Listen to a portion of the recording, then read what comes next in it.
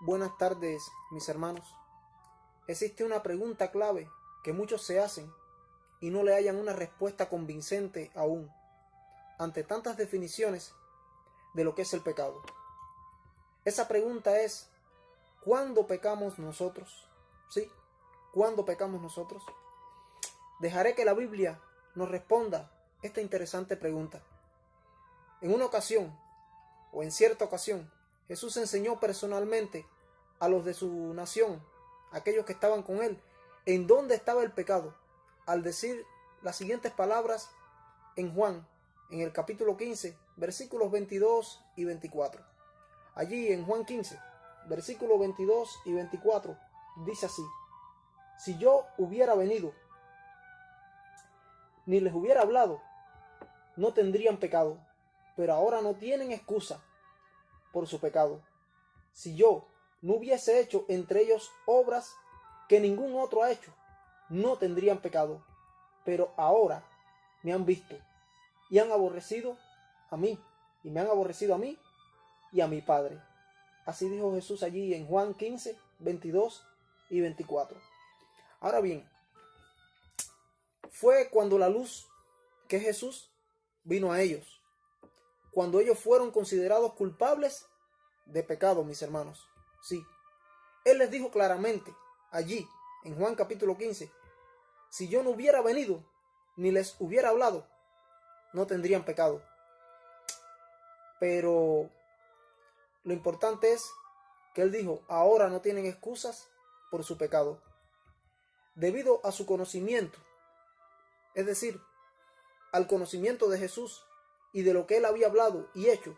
Ellos eran responsables de una forma en que se relacionaban con Él. Sí, eran responsables de esto.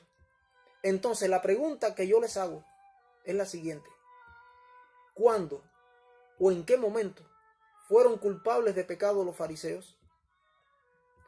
Jesús les dijo, si fueras ciego, no deberías tener pecado. Mas ahora decís, vemos, por tanto tu pecado permanece. Así Él lo dijo allí en Juan 9:41.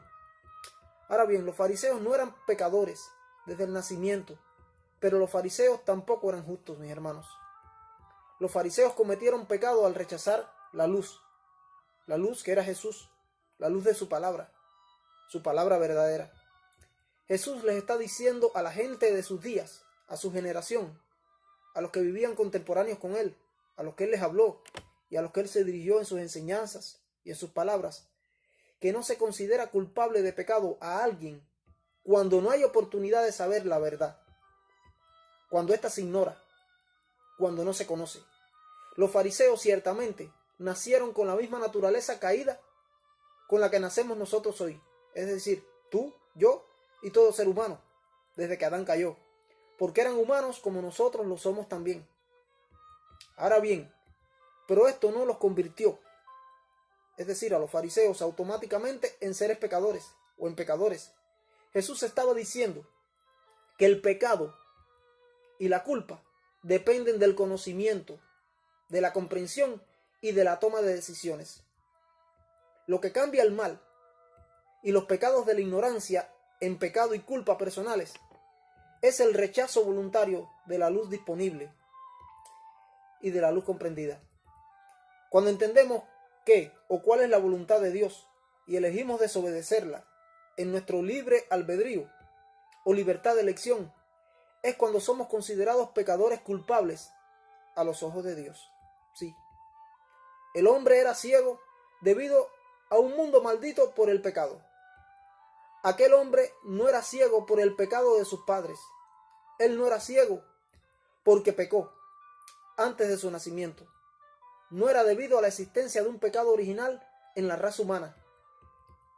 Jesús está diciéndonos que la ceguera no es la pena del pecado, sino Él nos está diciendo que es el resultado de la maldición del pecado, que pesa sobre la tierra y la raza humana. Hay una clara distinción entre la pena del pecado y el resultado del pecado en la Biblia, mis hermanos. Sí, hay una clara distinción y debemos entenderla. Jesús dijo en Lucas 13, del 1 al 5, una vez también las siguientes palabras y se las busco. En Lucas 13, y los invito a buscarla. Lucas 13, versículos del 1 al 5, lo siguiente. Él dijo allí: supongan que estos galileos eran pecadores, sobre todo los galileos. ¿Por qué sufrieron tales cosas? Te digo que no. ¿Porque sufrieron tales cosas? Es una pregunta. Te digo que no, dice él allí. Ahora bien, pero a menos que se arrepientan, todos perecerán igualmente. O aquellos 18 sobre los cuales cayó la torre en Siloé y los mataron, ¿crees que eran más pecadores que todos los hombres que habitaban en Jerusalén? Pero excepto que se arrepientan, todos perecerán igualmente. Palabra de Dios. Ahora bien, analizando estas palabras de Jesús allí en la Biblia, aquí podemos ver en esas palabras de Jesús, y valga la redundancia, que la muerte no fue el resultado directo de los pecados personales de aquellos de quienes él hablaba, y ese principio se extiende hasta nosotros hoy, aquí y ahora, en el presente, hasta el mismo tiempo del cierre de la gracia en nuestro mundo. Ellos no eran más culpables que otros, no, mis hermanos. Ellos no eran más culpables que tú y que yo, y que otros.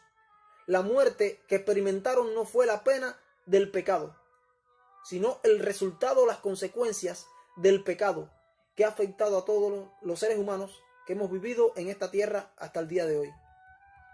Sin embargo, incluso para aquellos que creen y tienen vida eterna, seguirán muriendo y seguiremos muriendo, aun cuando tengamos vida eterna en Cristo, y debemos ser resucitados de entre los muertos en la segunda venida de Cristo también.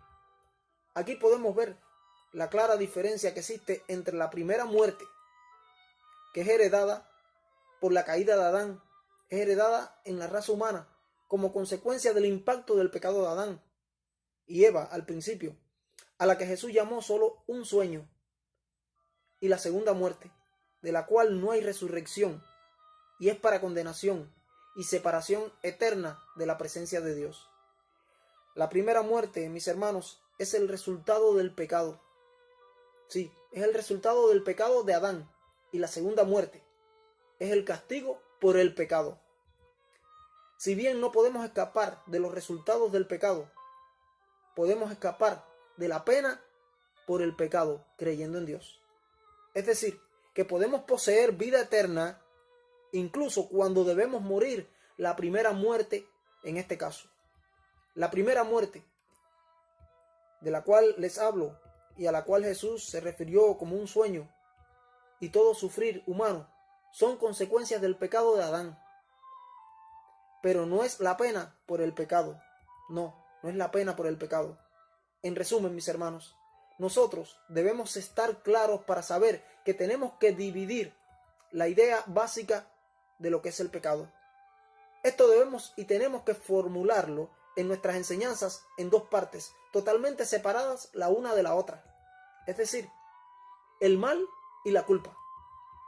El mal incluye todas las cosas que resultan inherentemente del pecado, que incluyen el sufrimiento, incluyen la muerte, primera, comparada a un sueño temporal, como bien mencionó Jesús y como bien se menciona en la Biblia, hasta las resurrecciones que habla la Biblia.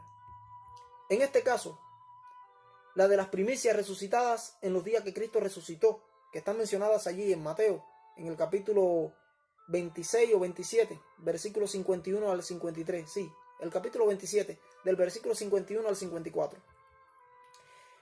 La resurrección parcial que está mencionada allí en Daniel, capítulo 12, versículo 2, que habla de los días de la tribulación final, cuando se cierre la gracia.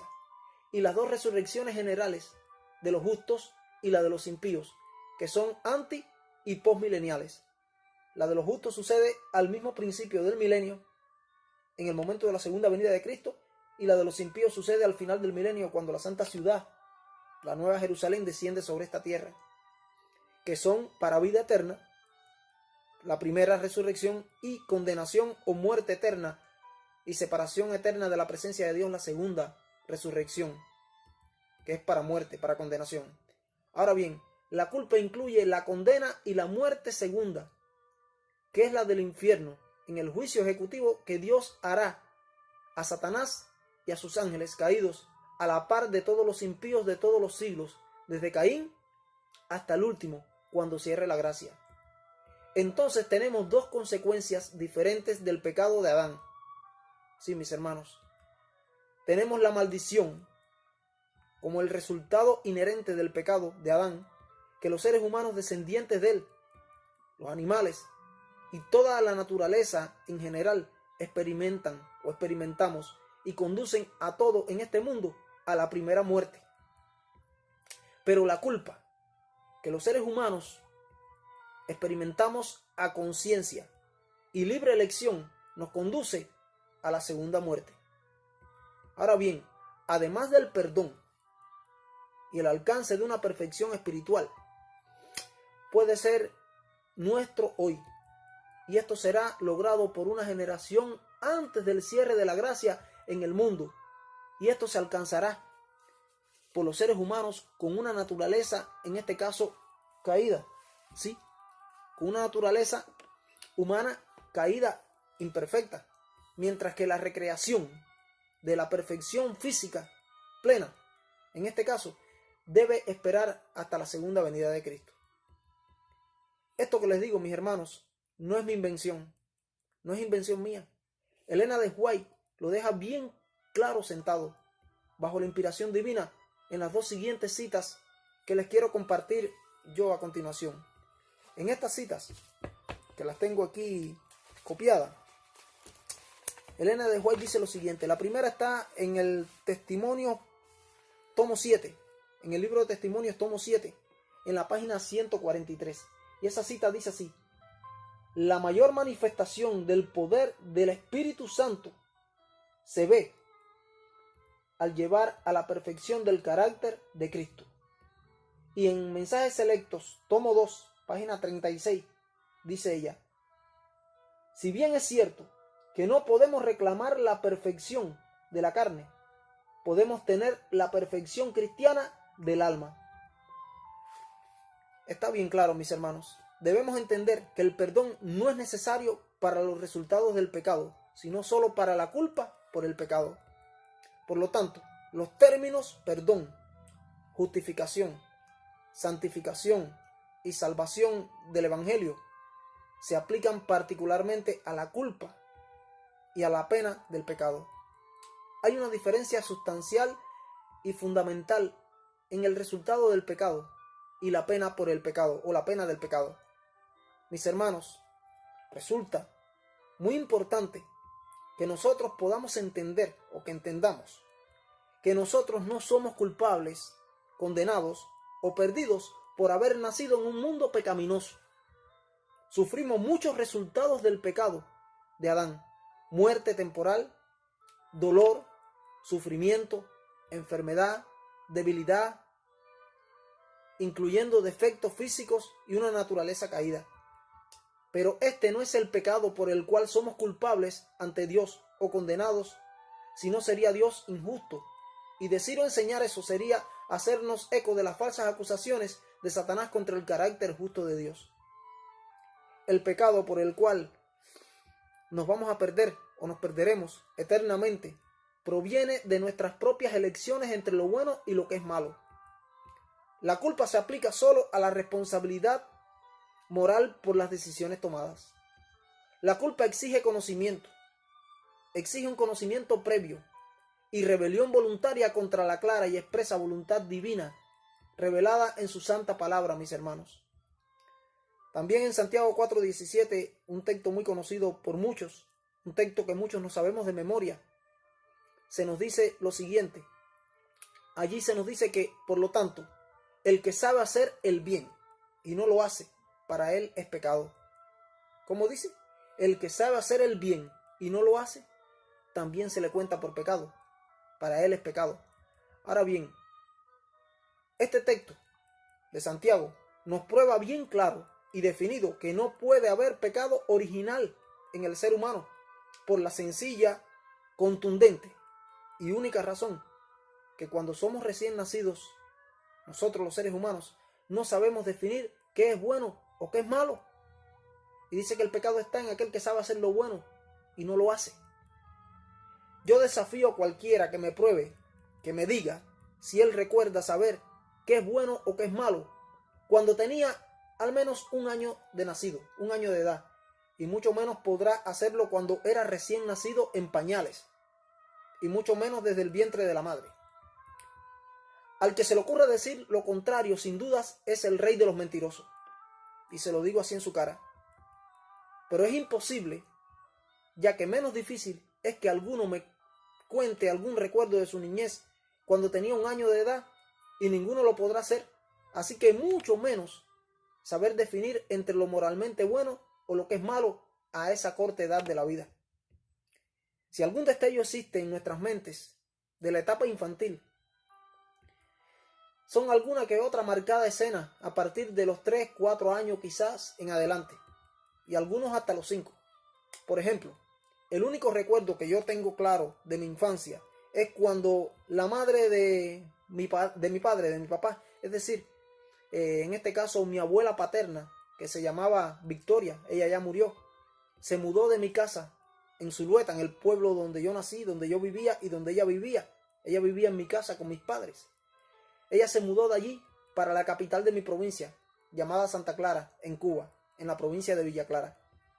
Y cuando le conté por primera vez a mi papá cómo sucedió toda esa mudanza, la cual hizo un querido tío mío, a quien la familia conoce por el Gallego, en una rastra Fiat, en una troca Fiat, que él manejaba, él se sorprendió, en este caso mi papá, porque me dijo que mi abuela se había mudado en el año 1977, a finales de 1977, y yo para ese entonces tenía 3 años de edad, porque yo había nacido en 1974, y realmente ese es el único recuerdo claro de esta etapa de mi vida que tengo archivado, guardado en mi memoria, quizás porque fue traumático para mí ver cómo mi abuela se iba y se llevaba el refrigerador de la casa, se llevaba las sillas que yo quería, y tengo unos primos que empezaron a estorbarme y burlarse de mí porque se llevaban el refrigerador, el televisor, las sillas, y eso pertenecía a mi abuela,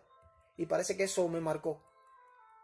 Mis recuerdos más claros empezaron a formarse en mí realmente a los 5 años de edad, cuando comencé la escuela en primaria, el preescolar.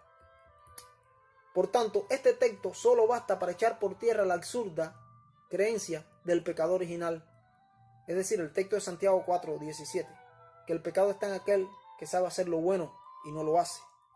Entonces, con esto solo basta para echar por tierra esa idea, ya que esta enseña que un bebé necesita ser bautizado tras recién nacer para que no se pierda para siempre, porque si muere antes de bautizarse, está perdido. Pero muchos enseñan que como niños que fueron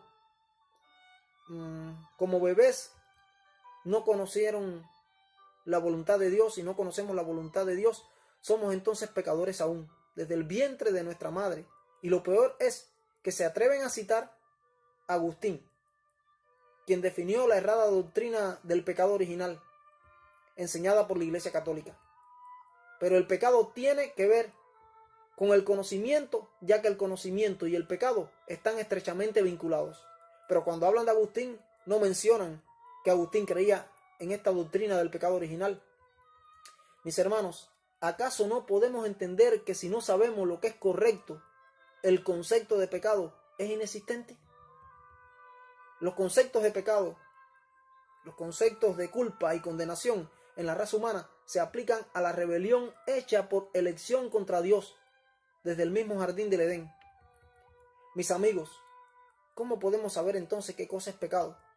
Según la Biblia, según el espíritu de profecía, Pablo nos ayuda a definir qué cosa es el pecado. Y allí un texto muy conocido por muchos se encuentra en Romanos capítulo 7, del versículo 7 hasta el versículo 9. Y se los busco para leerlo. Y los invito a que me acompañen buscándolo para leerlo. Romanos capítulo 7, versículo del 7, en este caso hasta el 9. Dice allí Romanos 7, del 7 al 9, y se los busco.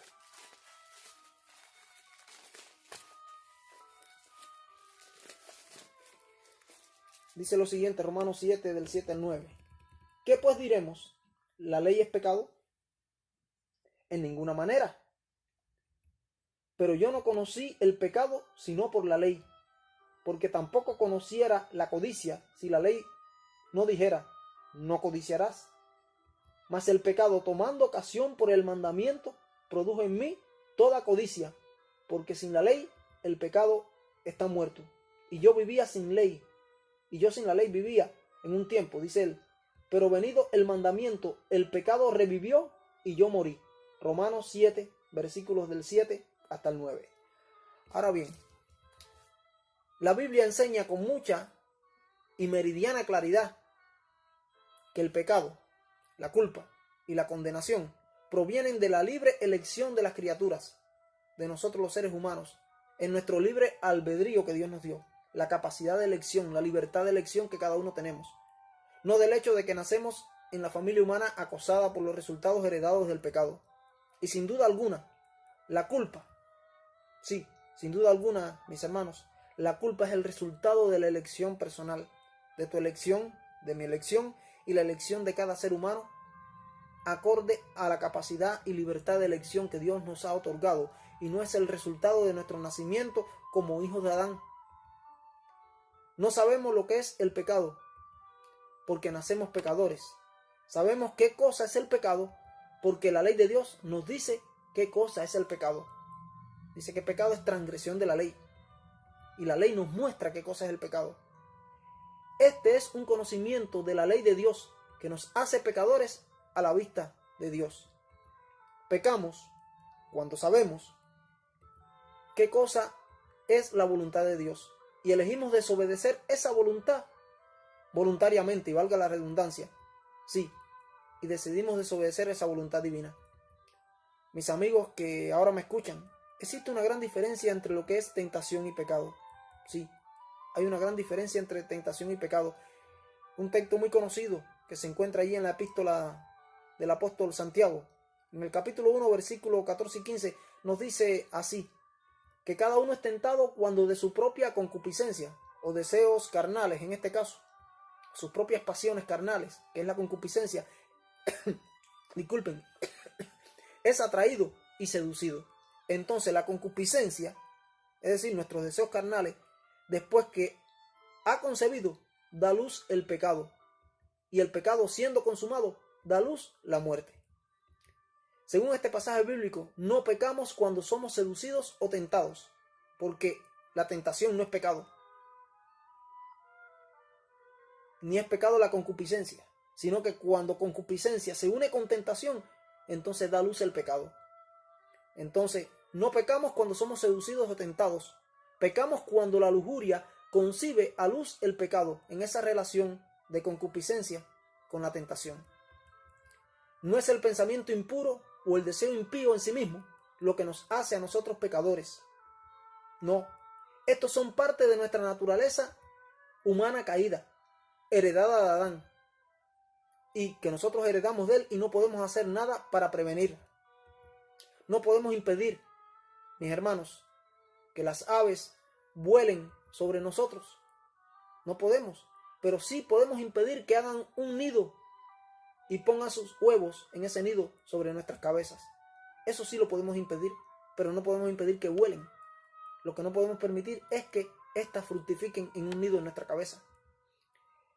Elena de White escribió una cita bajo la inspiración divina, que también la tengo aquí para compartir. Y esa cita es más clara que la luz del día con respecto a lo que realmente constituye el pecado. Sí, mis hermanos. Veamos, esa cita está en Testimonios, en el volumen 1 de los Testimonios, en la página 116.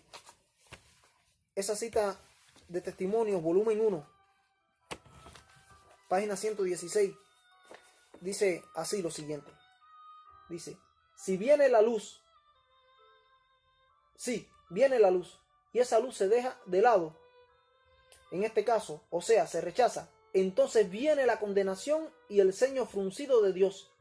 Pero antes de que venga la luz, no hay pecado. Escuchen, dice ella allí, antes que venga la luz, no hay pecado, porque no hay luz a la cual rechazar. Más claro ni el agua clara. Y valga la redundancia. No somos considerados pecadores porque tenemos estos pensamientos y sentimientos como resultado de heredar una naturaleza caída de nuestros progenitores o primeros padres. La Biblia nos define que el Antiguo Testamento, que no heredamos, en el Antiguo Testamento, que no heredamos la culpa del pecado de nuestros padres. No. Solo si participamos con ellos voluntariamente de sus malos actos, es que llevaremos la paga de la muerte por nuestros actos de pecado, ya que los hijos no serán condenados jamás por el pecado de sus padres o por la iniquidad de sus padres. El profeta Ezequiel dejó esto muy claramente registrado al decirnos lo siguiente en un texto que conocemos también muy bien, Ezequiel 18:4, que dice que el alma que pecare, esa morirá, que el hijo no llevará la iniquidad del padre, ni el padre llevará la iniquidad del hijo. Ezequiel 18:4, 18:20. Allí él expresa esta idea. Ninguno de los que creemos lo que dice la Biblia dudamos que somos hijos de Adán. Nosotros, aunque sí heredamos la naturaleza caída de Adán, el principio que nos imparte esta cita a nosotros de Dios, inspirada a su profeta Ezequiel, es que nosotros no llevamos la culpa de Adán, que fue el padre humano primario de la raza humana, y valga la redundancia, descendiente de él. No somos culpables por los pecados de nuestros padres, mis hermanos, porque esa fue su elección, no fue nuestra elección. Tampoco somos culpables por los pecados de nuestros hijos, no. Nosotros somos culpables por nuestros propios pecados. Pablo escribió lo siguiente en Hechos 17:30. Pero Dios, habiendo pasado por alto los tiempos de esta ignorancia, ahora manda a todos los hombres en todo lugar que se arrepientan. Sí, todos nosotros hemos quebrantado la ley de Dios ignorantemente muchas veces, mis hermanos. Dios en su gran misericordia no nos hace culpables por esto. Él pasa por alto estos tiempos de ignorancia. Él no tiene que perdonarnos por estos pecados de ignorancia, pero Él elige pasarlos por alto, porque nuestros corazones no se rebelaron contra Él voluntariamente. No se rebelaron con Él con un claro conocimiento de su voluntad, mis hermanos. El pecado y la culpa residen solo dentro de las facultades superiores de las mentes, que son totalmente responsables de elegir el mal, y no en la naturaleza inferior caída que sufre los efectos de la ley natural y son parte del ciclo del pecado en esta tierra. El pecado, nuestro pecado, es la elección de separarnos de Dios, poniéndonos en primer lugar a nosotros mismos, a nuestro yo egoísta. Perdemos el amor ágape de Dios y nos volvemos en egoístas, alimentando el yo, nuestra voluntad propia, y decidimos hacer nuestra voluntad antes que la voluntad de Dios, conociendo la voluntad de Dios. Es importante que sepamos, entendamos que Dios no nos hace responsable a nosotros por heredar de un Adán rebelde nuestra mala y caída naturaleza. No, debemos entender que el pecado ofensivo para Dios tiene que ver con la rebelión y la elección voluntaria de las criaturas y no con la herencia. Hay dos conceptos que no funcionan muy bien juntos, que son lo que es inevitable y la responsabilidad. Lo inevitable es que nacemos con un aparato defectuoso. Sí, eso es lo inevitable, que nacemos con un aparato defectuoso, que es nuestra naturaleza humana caída, heredada de Adán y Eva, que estaban caídos y fueron nuestros primeros padres genéticos de la raza humana. Pero la responsabilidad es nuestra capacidad de elegir entre el bien y el mal. No es inevitable, sino que tiene que ver con nosotros, con nuestra elección y nuestra capacidad para elegir. Sí, mis hermanos, nosotros debemos entender que si el pecado es inevitable, debido a que poseemos la herencia de una naturaleza caída, entonces no somos responsables de ello, porque no es nuestra culpa. Es culpa y problema de otra persona y no nuestra responsabilidad. Sin embargo, en este caso, cuando nosotros analizamos todo esto que les estoy diciendo, mis hermanos, el pecado entonces es mi propia elección. Sí, el pecado es mi propia elección. Solo yo soy responsable de él. y tú eres responsable de él cuando es nuestra elección ante el juicio de Dios. Y debo tratar con él directamente en lugar de culpar a alguien más. Sí, no podemos culpar a otro. Todo tiene que ver con nuestra elección. Todo tiene que ver con nuestro libre albedrío en la capacidad de elegir. Dios no nos condena a nosotros porque nacimos con una naturaleza caída heredada de Adán, sino porque en nuestra propia voluntad decidimos desobedecer su voluntad en nuestra propia elección. Porque dice Santiago 4:17, y con este texto los dejo, que pecado está en aquel que sabe hacer el bien y no lo hace. Que Dios te bendiga, que Dios nos bendiga y preparémonos para el encuentro con nuestro Dios.